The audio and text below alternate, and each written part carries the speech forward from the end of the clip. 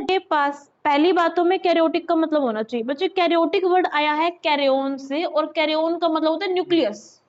Pro का मतलब primitive, मतलब जिनके पास प्रिमिटिव मतलब पुराना न्यूक्लियस है, जो बिल्कुल स्टार्टिंग में आए थे, जैसे कि बैक्टीरिया। तो प्रोकैरियोटिक सेल में अपने पास सारे के सारे आते हैं बैक्टीरिया। एक बात और, प्रो मतलब प्रिमिटिव, कैरियो का मतलब न्यूक्लियस, तो जिनके पास प्रिमिटिव है मतलब प्रॉपर नहीं है, वेल डिफाइंड नहीं है न्यूक्लियस, सब कुछ बहुत पुराना वाला सिस्टम है, ये सारे के सारे बिल्कुल सिंपल है। कैसे होगी प्रोकैरियोटिक? बिल्कुल सिंपल होगी, और इनके पास एक ही सेल होगा। जिन ऑर्गेनिजम्स के पास, ऑर्गेनिज्म मतलब जीव, जिन ऑर्गेनिजम्स के पास सिर्फ एक सेल होता है उनको हम बोलते हैं यूनिसेलुलर। जितने भी मेरे पास प्रोकैरियोटिक होएगी वो सारे के सारे होएंगे सिंगल सेल या फिर यूनिसेल ऑर्गेनिज्म, क्योंकि ये प्रिमिटिव है। पहले प्रिमिटिव मतलब बहुत पुराने वाले, तो इनकी न्यूक्लियस के बाहर न्यूक्लियर मेम्ब्रेन नहीं होती, तो प्रॉपर न्यूक्लियस तो काउंट करेगी नहीं हम, क्योंकि जब तक बाहर मेम्ब्रेन नहीं है ना, उसको बोलते हैं न्यूक्लियर मेम्ब्रेन, तब तक हम उसको प्रॉपर न्यूक्लियस में काउंट ही नहीं कर सकते। तो इनके पास क्या नहीं है? न्यूक्लियस नहीं है और मेम्ब्रेन बाउंड सेल ऑर्गेनेल। देखो, हम आपने 8th क्लास में एक चीज पढ़ी थी, endoplasmic reticulum, mitochondria, lysosome, Golgi apparatus या गोल्गी बॉडीज, इन सब के बाहर एक मेम्ब्रेन होती थी। जिन भी सेल ऑर्गेनेल के बाहर मेम्ब्रेन होती है ना, वो प्रोकैरियोटिक में होते ही नहीं है। तभी तो हमने स्टार्टिंग में वर्ड पढ़ा कि प्रोकैरियोटिक कैसे होते हैं, बिल्कुल सिंपल होते हैं। जितने भी प्रोकैरियोटिक सेल्स है, सारे के सारे प्रोकैरियोटिक सेल बिल्कुल सिंपल सेल है। इतना पॉइंट क्लियर हुआ? उसके बाद हमने बोला न्यूक्लियस तो हम बोल नहीं सकते, क्यों? क्योंकि न्यूक्लियर मेम्ब्रेन ही नहीं है, तो हम बोलेंगे लैक के न्यूक्लियस। फिर क्या बोलेगी उसको? उसको बोलेगी न्यूक्लियोइड। क्या वर्ड आएगा? Nucleoid.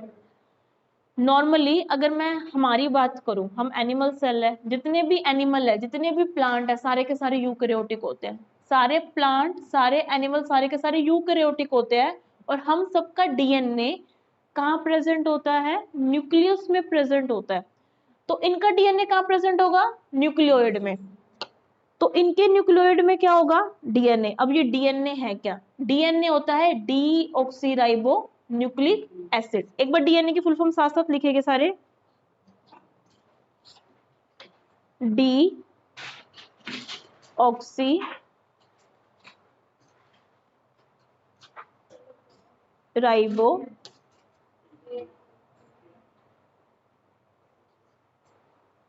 Nucleic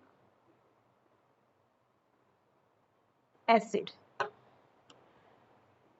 deoxyribo nucleic acid किसकी फुल फॉर्म है? ये डीएनए की। डीएनए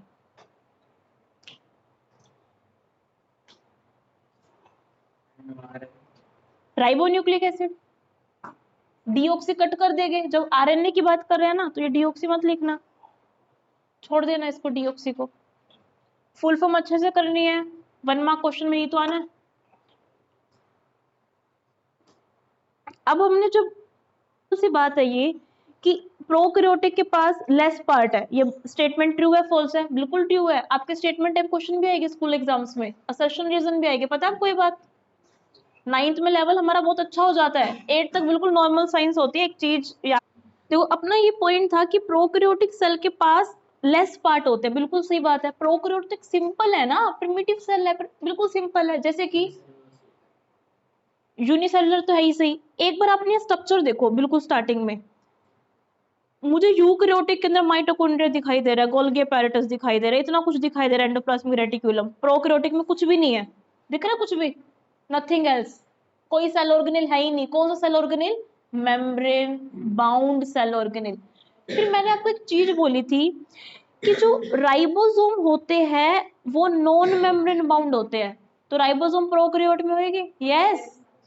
देखो, राइबोसोम दोनों में है, प्रोकैरियोट में भी और यूकैरियोट में भी है।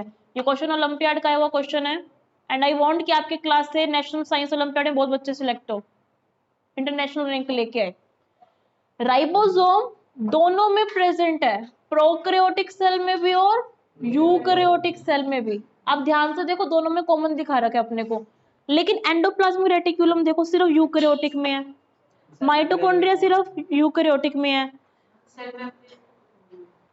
प्रोकैरियोट्स के अंदर डीएनए होता है, हाँ जी होता है, राइबोसोम भी होता है, सेल मेम्ब्रेन, सेल वॉल भी होएगी, लेकिन और वो दूसरे पार्ट्स नहीं है, जैसे कि एंडोप्लाज्मिक रेटिकुलम, माइटोकॉन्ड्रिया और अपना गोल्गी बॉडीज, ये सब प्रेजेंट प्रोकैरियोटिक में नहीं है। प्रोकैरियोटिक में आते सिंपल सिंपल बैक्टीरिया और थोड़े से खतरनाक बैक्टीरिया, उनको बोलते हैं आर्के, और आर्के के बाद आप बैक्टीरिया भी लिख सकते हो, क्या बन जाएगा, आर्के बैक्टीरिया। अब आर्के बैक्टीरिया वो बैक्टीरिया होते हैं जो हार्मफुल कंडीशन में भी सरवाइव कर सकते हैं। अगर ये स्टेटमेंट आ जाए can archaea bacteria survive in harsh condition, harsh मतलब हार्मफुल होता है, तो ये स्टेटमेंट ट्रू है फॉल्स है, ट्रू।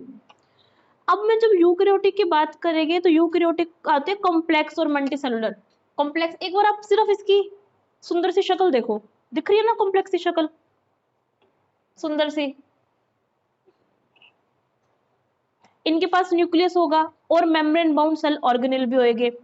अब जितने भी यूकैरियोटिक सेल है, even we all are eukaryote, भाई हम सब एनिमल्स भी यूकैरियोट है, बाहर सारे प्लांट भी यूकैरियोट है, सबके पास खुद का जेनेटिक मटेरियल है, that is known as DNA, DNA deoxyribo nucleic acid. अब इनके पास क्या क्या है, इनके पास साइटोप्लाज्म, न्यूक्लियस, माइटोकॉन्ड्रिया, ये सारे सेल ऑर्गेनेल है, और हमें ये डिटेल में करने हैं सारे सेल ऑर्गेनेल। एग्जाम्पल क्या है यूकैरियोटिक सेल के, प्लांट एंड एनिमल सेल, ये सब किसके अंदर आते हैं, यूकैरियोटिक सेल के अंदर आते हैं।